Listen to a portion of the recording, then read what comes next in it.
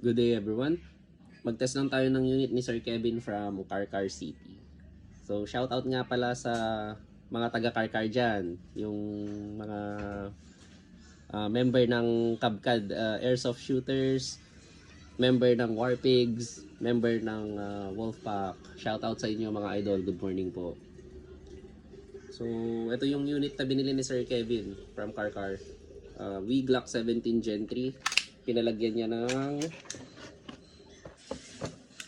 high impact hammer roller, and then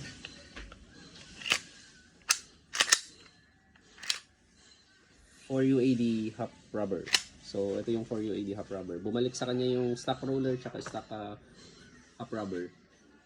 Pinaset niya sa 0.28, 0.25 to 0.28 grams. So test lang natin, test fire lang natin. WG 17 Gen 3 firing.